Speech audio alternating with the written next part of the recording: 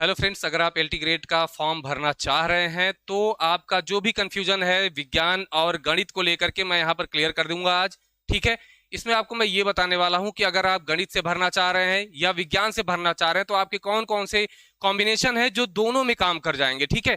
तो देखिए, अगर आप मैथ से भरना चाह रहे हैं तो उसके लिए आपके ग्रेजुएशन में क्या कॉम्बिनेशन होना चाहिए। यहाँ पर बीएड अनिवार्य है, आपको पता ही है। ठीक है। तो आइए देखते हैं, अगर आपने स्नातक किया है तो आपके अगर फर्स्ट ईयर में फिजिक्स, केमिस्ट्री और मैथ्स है। ठीक है। तो तीनों सब्जेक्ट है फर्स्ट ईयर में, कोई बात नहीं। सेकेंड ईयर में फिजिक्स, केमिस्ट्री, मैथ है, तीनों है, कोई दिक्कत नहीं है। दिक्कत कहाँ आती है? लास्ट ईयर में जाकर के, जब एक विषय छोड़ना पड़ता है। अब मान लीजिए आपने मैथ्स को छोड़ दिया, फिजिक्स और केमिस्ट्री थर्ड ईयर में लिया है। ठीक है। तो आपका जो मुख्य विषय गणित मैथ था वो छूट गया है, वो 2 ही साल रह पाया, तो आप ऐसी कंडीशन में मैथ के लिए एलिजिबल नहीं होंगे। ठीक है। मतलब कब? जब आपने एक विषय मैथ को ही छोड़ दिया आपने थर्ड ईयर में, तो आपका मैथ केवल 2 ही साल तक रहा, तो आप मैथ के लिए एलिजिबल नहीं हो पाएंगे। इसमें मैथ के साथ कोई सब्जेक्ट अनिवार्य नहीं है कि मैथ के साथ फिजिक्स होना अनिवार्य है। ठीक है।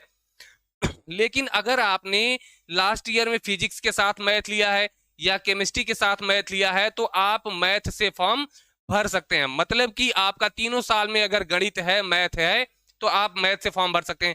विज्ञान की अगर हम बात करें तो फर्स्ट ईयर सेकेंड ईयर में आपने पीसीएम लिया, फिजिक्स केमिस्ट्री मैथ लिया। अब अगर आपने थर्ड ईयर में क्या किया, फिजिक्स और केमिस्ट्री ले लिया, तो भी आप साइंस के लिए एलिजिबल हैं। ठीक है भाई।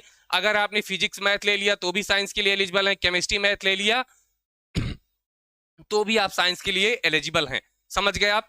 कहने का मतलब ये है कि 2 साल आपका फिजिक्स केमिस्ट्री मैथ तीनों है, और अगर लास्ट ईयर में आपका फिजिक्स मैथ है, आपका केमिस्ट्री मैथ है, ऐसी सिचुएशन में आप मैथ के लिए भी एलिजिबल हैं और साइंस के लिए भी एलिजिबल हैं। ठीक है। तो आपका जिस विषय से मन करे आप फॉर्म भर सकते हैं।